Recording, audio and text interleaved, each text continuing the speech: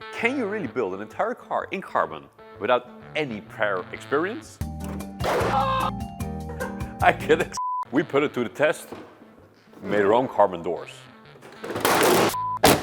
Now, surely you can just go out and buy your own carbon hood and it'll look just fine. But you see, we just don't want a carbon hood, we want a perfect replica of the original one. But before we can continue, there's one thing I really want to do. You see this beautiful intake setup right here? We took that from an E36 GTR. And although it fits beautiful and it'll probably sound great, it stops right here. Now, what if we just simply make our very own GT3 style intake? All the way here from the kidneys in carbon, obviously, up until the airbox. When I die and I lay me to rest, gonna go to the place that's the best. When I lay me down to die, going up to the spirit in the sky. Going up to the spirit in the sky. That's where I'm gonna go when I die. When I die and I lay me to rest, I'm gonna go to the place that's the best.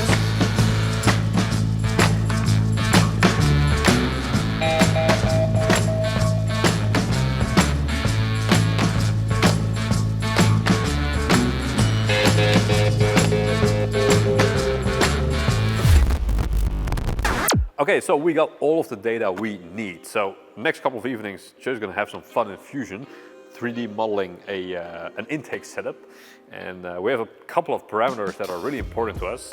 It has to connect to the airbox, it has to connect all the way up into the kidneys, and it needs to look cool. That, by far, is the most important design parameter. And if by any chance it also flows well, even better. But that's a secondary objective at this point. So we'll get on with making the hood first, because that is long overdue at this point. And then with the lessons learned in that, we'll probably be able to make a carbon airbox. All right, so by now things should be pretty obvious. We're also gonna make the hood, because I think we're ready to make something relatively simple this time. And honestly, after doing the things we've already done in the previous episode, this should, in theory, be a really simple job. A really simple job.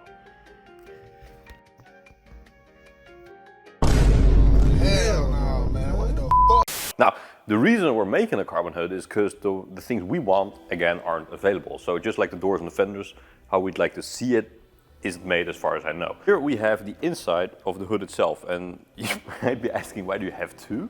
Well, this, as you can see by the oil stains, is from my E36, and this is one from the Hellrod. And the outside of this is ruined, and the inside of this is ruined. So together, we get a solid team. Now, the hood itself is pretty simple. So you have an outside piece of metal, which is what you see here. And then you have another layer of bracing, which is right here. And we're also gonna make this individual carbon, and we also want to retain all the original mounting points for the closing latches, for the hinges, and for the strut bracing.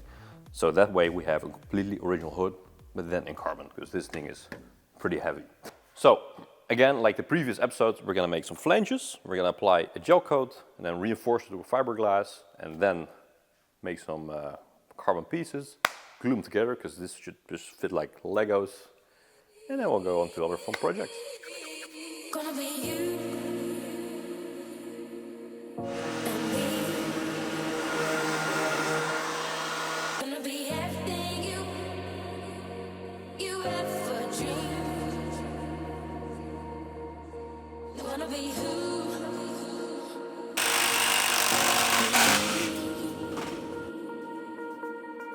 Gonna be everything.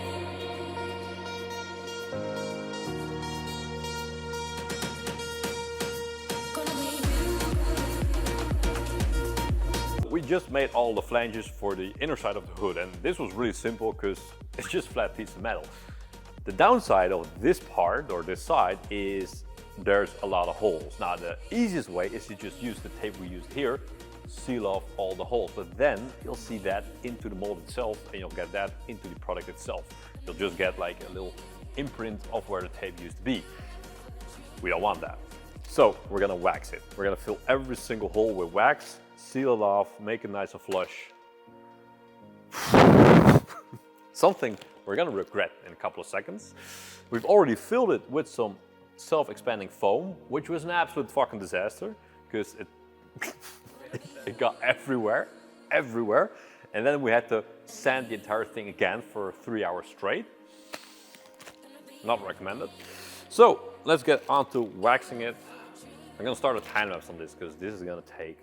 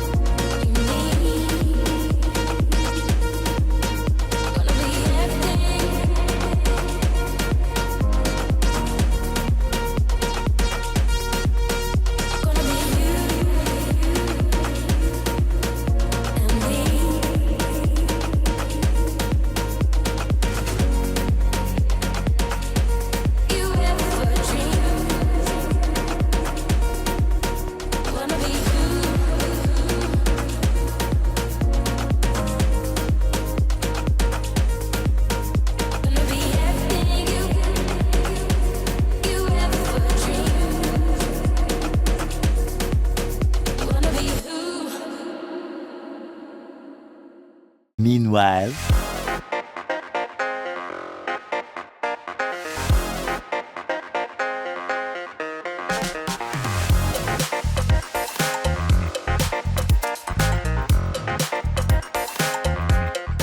All right, so obviously our 3D printer isn't big enough to print it in one go, so we had to separate it in a couple of pieces, and obviously we didn't have enough of a single color, but we glued most of it together, and this is what we came up with so far. So we're just gonna test it on the car real quick, see what it looks like.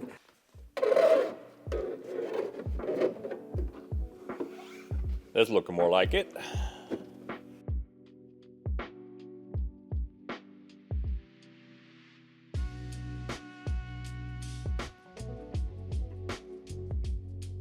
Now, this is the easy part, because this is relatively straightforward. And because we don't have the normal radiator setup, we also went with the GTR setup. So, in the normal case, you'd have the radiator coming up till here, blocking any use of the kidneys for the air intake. Sometimes it comes right over here, just a tiny gap. So, in our case, we have all this space to work with.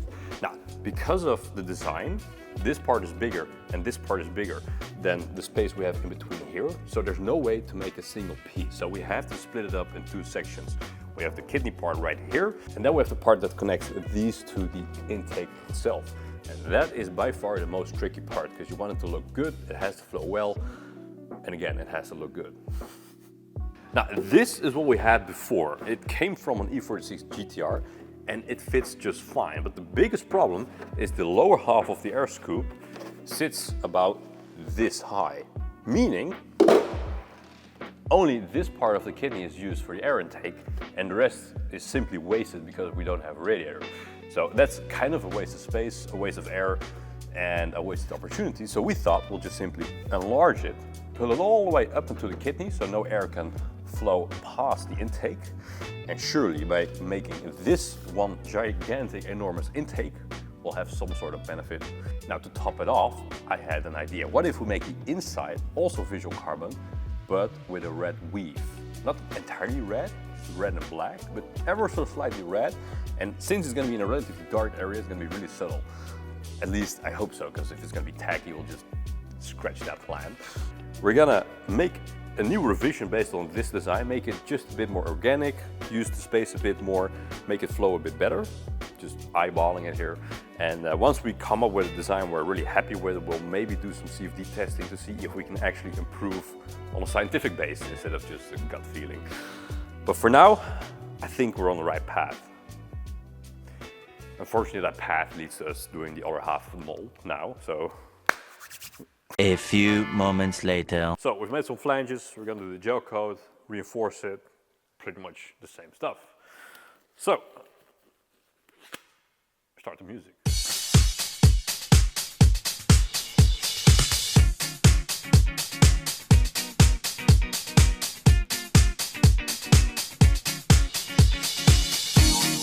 Bring it back, sing it back, bring it back, sing it back to me. Bring it back, sing it back, bring it back, sing it back to me. When you are ready, I will surrender. Take me and do as you will. Have what you want, your way's always the best way.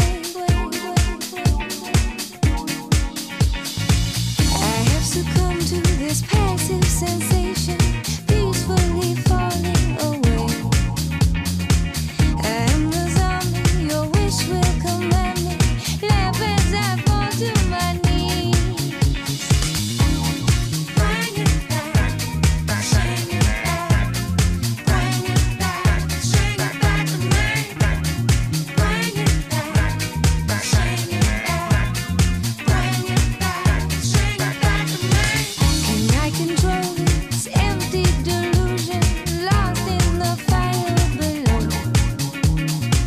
And you come running, your eyes will be open. And when you come back, I'll be as you want me, only so eager to please. My little song will keep you beside me, thinking your name as I sing. Bring it back, sing it back. Bring it back, sing it back to me. Bring it back, sing it back. Bring it back, sing it back to me. Come to my sweet melody.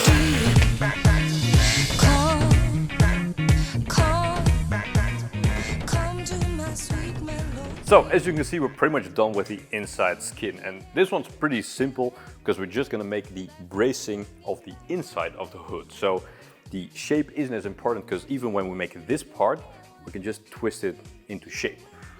Now this one, however, is a bit more tricky, you see, because even though the part itself is really simple, we're gonna use this mold to assemble the two halves. You see, we're gonna be gluing them together because you have the inside and the outside piece. However, to do that, we're gonna layer both pieces in this mold because this one has the outer skin, and the outer skin is gonna be the reference because this dictates the fitment. Now, the last thing we want is to take out the hood from the mold and have the mold flex on itself. And once it starts flexing, you don't know what the original orientation was, and you can continue the entire process and end up with a hood that is just a couple of millimeters off, which is the last thing you want after spending so much effort. Now, to prevent that, we're gonna add some bracing. So we cut some pieces, well, one so far, and we're gonna glue these or epoxy these onto the mold itself. And this is gonna make sure that once we take out the original hood again, it keeps its exact original shape. So that is absolutely key. I want a perfect fitting hood, because if it doesn't fit the way I want it to, we're gonna have to start over. Sing it back, sing it back, sing it back to me. Sing it back. Functionality, 10 points. Style, 0. Sing it back, sing it back, sing it back to me. Sing it back to me. Sing it back to me. Sing it back, sing it back, sing it back, back, back, back, back, back, back, back, back, back. Bring it back, sing it back. Bring it back, sing it back to me. Bring it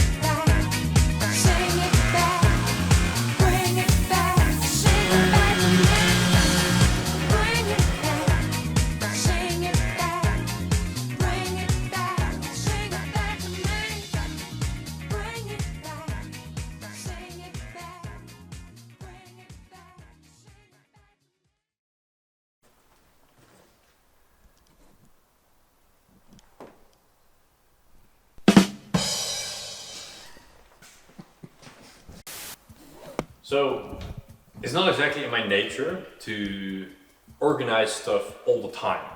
I do it in bursts, you know. And so I was pretty surprised when I came across the carbon rolls, and I noted on them, like, oh, this is this type of carbon. This is 1 to 2 meters.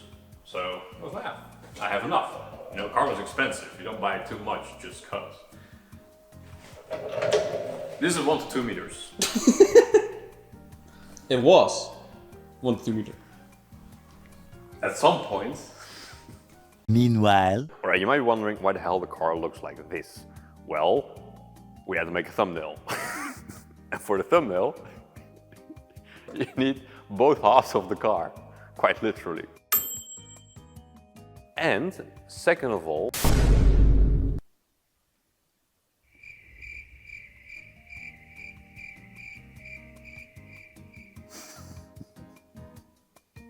kijk, we wisten dat deze dag ging komen, oké? Je kan niet zomaar een bak erop schroeven zonder koppeling, weet je? Ergens moet er weer een koppeling in. En die dag is gekomen. Give it to me. Alright, so you might be wondering why we actually took out the engine, and the answer is quite simple. We still need to install the clutch, which we didn't do last time. We simply mounted the gearbox onto the engine so we can position it, see what it looks like, and finish the work around the engine. So now we gotta take it out, or we've taken it out again to install the clutch itself. Besides that, we gotta clean up the gearbox, make it look nice, because paired with this fancy new fresh engine, it looks like Besides that, we still need to do the clutch line, which is way easier when the engine is out. And lastly, we still need to do some heel shielding on the firewall and the tunnel itself from the inside out. And trust me, you don't want to be doing that when the engine is in. So that's what we're going to be doing. And honestly, taking out the engine at the point we were at is actually really easy, because this took us like 15 minutes. So yeah, this might look like really reverse progress, but trust me, it will be back in the car within a blink of an eye. 1 week later. Alright, so it's now almost 3 weeks later since the last 5 seconds of this video, and there's really very good reason for that, and that's because we get sidetracked quite easily, as you've seen by the previous episode where we suddenly got ambushed by a Facebook Marketplace ad. This is an E36 Cup car, which is really not our fault entirely. So that brings us in a difficult position, because now we're really late on this video. We're far behind on schedule. We only have 2 more weeks. So even though the compact was a really fun project, we really cannot afford to get sidetracked again.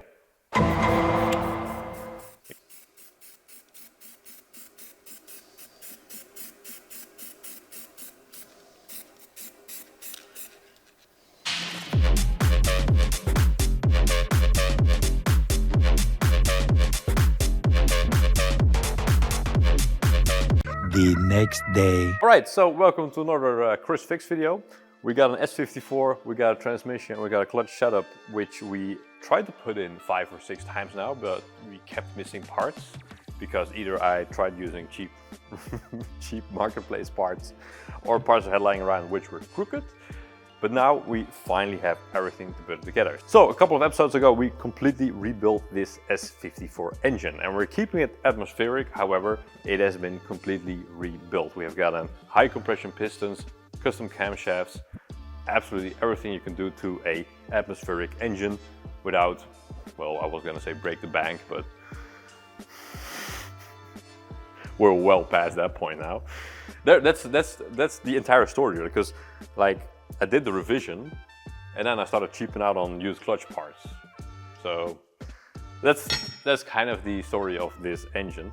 Now, together with this engine, we got a 6-speed gearbox I finished from somewhere. I used this behind the 3-liter I had in here before the M54 engine. It handled the torque great, shifted great, and honestly, it's pretty lightweight. Transmission is lighter than the original 6-speed, so we're gonna use this one. Alright, so here we have the entire clutch setup. We got a lightweight tilt-on flywheel. It's a 7.25-inch flywheel. It's a bit smaller in diameter, so all of the rotating mass is kept nice and tight together, which could be very useful if you happen to someday go towards a sequential transmission. God forbid. And for that, we also have a dual clutch setup. So these are not the organic clutch plates you have, but they are cerometallic. you can go one step higher, but for semi-street use, you'll just burn them up real fast, and these are pretty durable as far as racing clutches go. A new cover plate, which I bought because for some reason it was only €8 from BMW. Like, this bolt was 12. Must be a reason why I'm making examples of you. Must be the reason why I'm king of my castle. Must be the reason why I'm free in my trapped soul. Must be the reason why I'm king of my castle. Must be a reason why I'm making examples of you.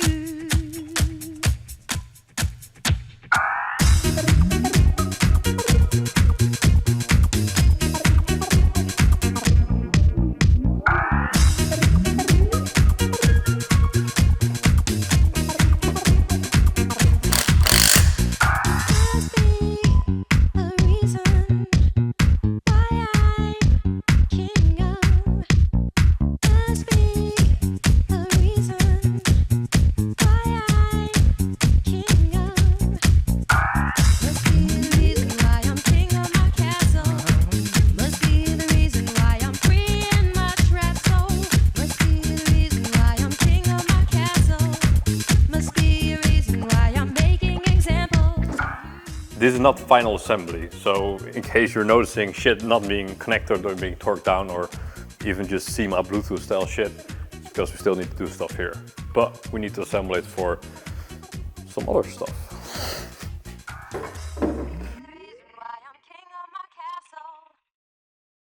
The next day.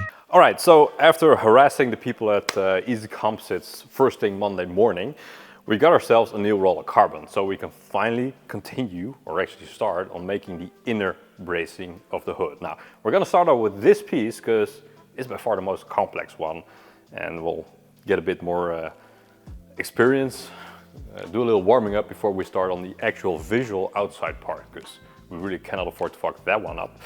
Now, we're gonna make things a little bit harder on ourselves, because this piece we're making right now actually has a lot of empty space. So these little spaces you see, they're not part of the actual thing we're making.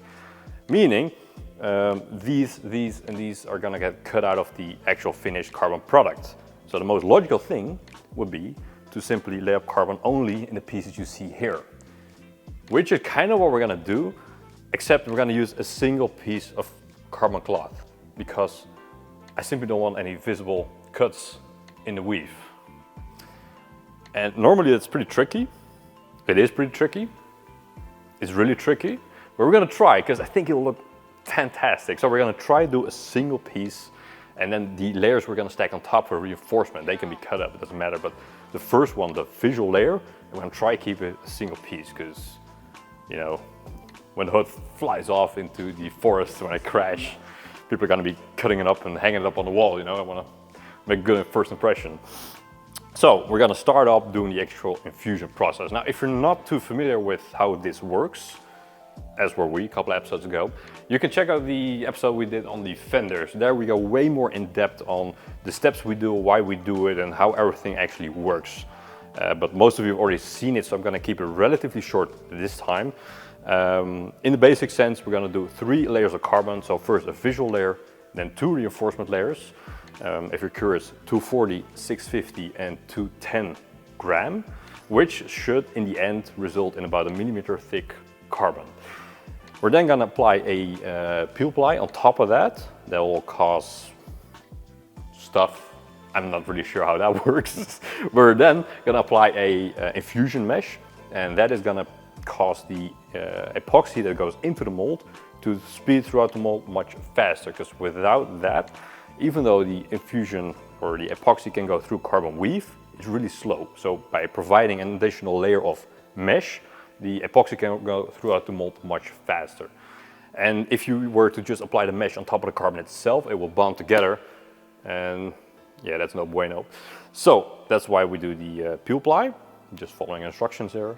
And then we're gonna bag it up, make an inlet and outlet, force epoxy into it, suck it out the other side, keep it vacuumed, keep the bag sealed, don't fuck up the bag. Yeah, we've done it a couple of times now, so we're growing more and more overly confident in our abilities.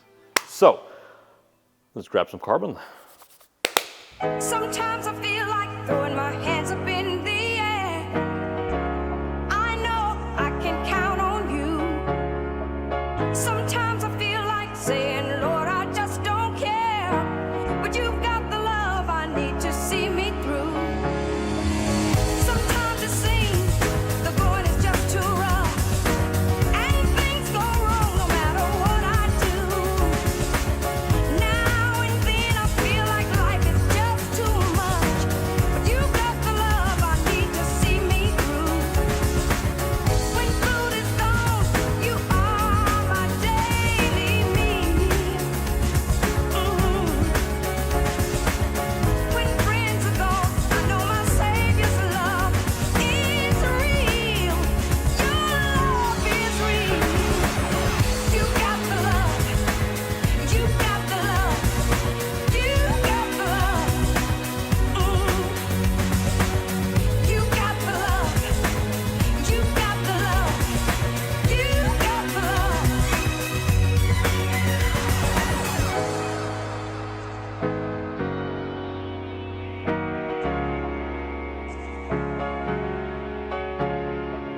Sometimes I feel like throwing my hands up in the air.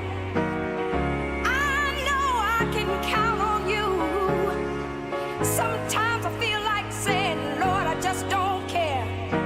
But you've got the love I need to see me through. Oh, it gets so rough sometimes. Oh, the going gets so hard.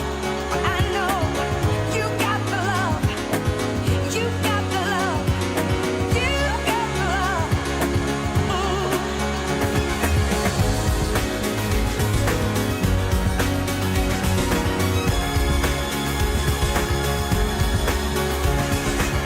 Sometimes I feel like throwing my hands up in the air. I know I can count on you. Sometimes I feel like saying, Lord, I just don't care. But you got the love I need to see me through. All I can do sometimes to keep it together, but I know you got it. You got the love. You got the love. You got the love. You got the love. You got the love. You got the love. You got the love. Sometimes I feel like throwing my hands up in the air. I know I can count on you. Sometimes I feel like saying, Lord, I just don't care. But you've got the love I need to see me through.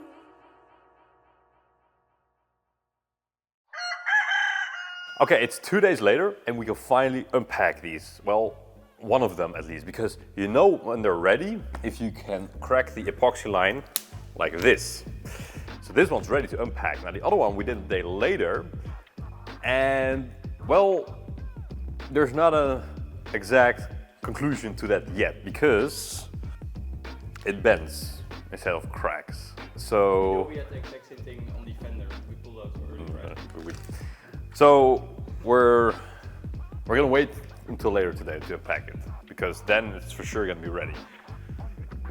Maybe After lunch, they go leave it. after lunch. After lunch. So and that one's easier to redo. So you know, I'd rather make another one than have to safely wait another 2 days. Maybe. So let's put on our safety squints and let's unpack this one.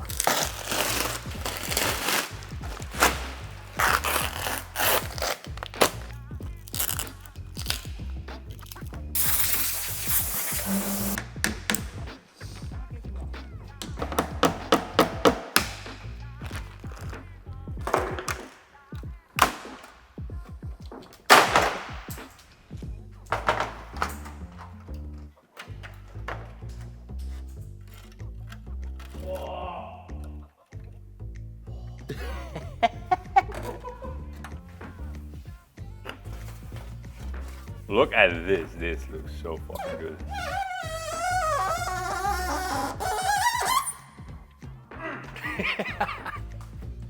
Okay, that turned out pretty fantastic. Now, we are gonna trim everything, and by everything I mean just like the original hood, because every little detail you see here are cutouts. Once we had to close up to make the mold, but we're gonna make the exact original hood. So that means removing all of these little indents, so they're open just like the original hood. So that's a lot of trimming, but I think that will give us the needed result.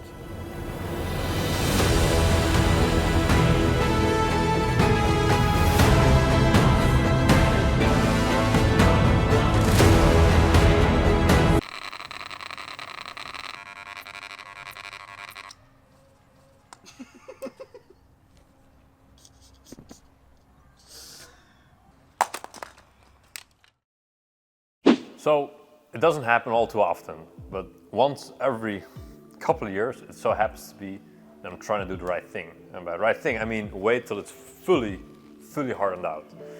And to know it's hardened out, you have to snap the hose and it'll break, which it doesn't right now. But we got a specialist in here, Olaf, and Olaf says it's okay. And you know, I'm all about listening to advice.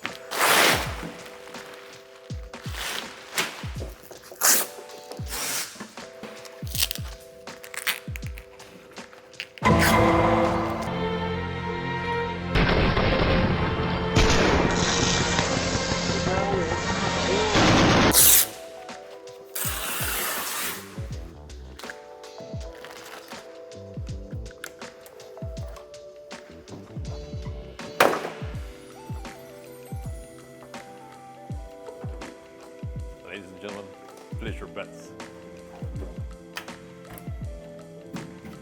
How bad is it?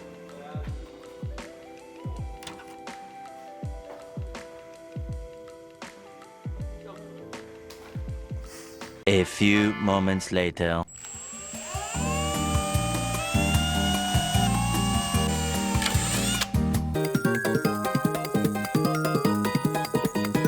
Many hours later. So after a lot of drilling, and by that I mean a lot, take a second to really count all the holes we've made. It was either leave them blank, but you're gonna see all the clay and things we've stuffed in there. It just looks horrible. So we've decided to cut all the holes just like the original one. Halfway through we started regretting it, but I think now that it's done, it was really worth it. Now before we glue the two parts together, we're gonna do something of a little cheating. You see, we have sacrificed the original hood and we've taken out the original reinforcements. And these plates are gonna be right at the mounting position of the hinges. It means once you mount the hinge onto the carbon, it's gonna go through the carbon and then into the steel backing plate, which actually has threads. And this is gonna give it a lot more strength and it barely weighs anything. And then the big part, which is this little brace. You see, I really don't want to go with the arrow catches. I really wanted to try keep everything exactly the way it originally works. And originally, it just have these two hooks that hook onto the latch mechanism when you open and close the hood of the car. So instead of opting for arrow catches, we just simply decided to reuse the original mechanism. And all that's needed to do that is this little piece. So this simply goes right here. And all we need to do is simply screw back in the original mounting hinge thingies. And then we can just simply use it as it were from the factory.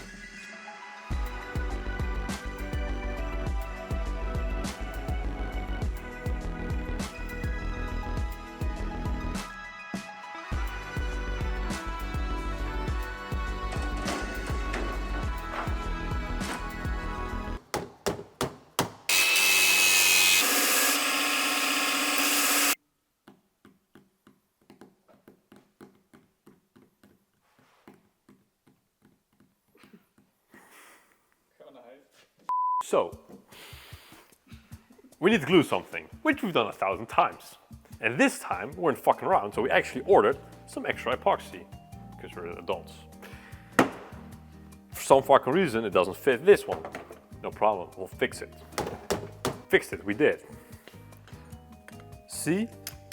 Perfect fit. Perfect-ish. See? It just works. Except, It's a dual dispenser.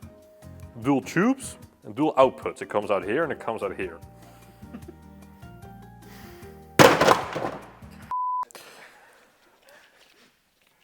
Uno day later, and we got 4 small tubes because we summoned Olaf. We told him it was a barbecue. No barbecue. Just the smell of epoxy.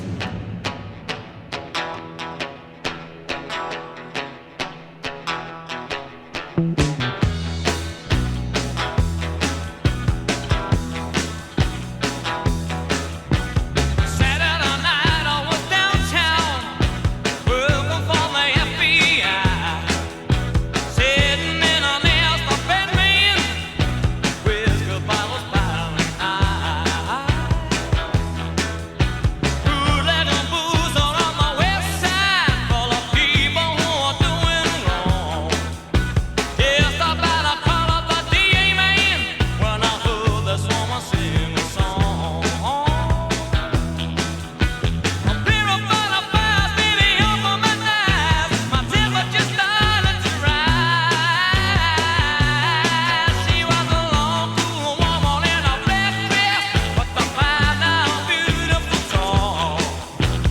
Just one look, I was a bad mess, 'cause that long cool woman had it all.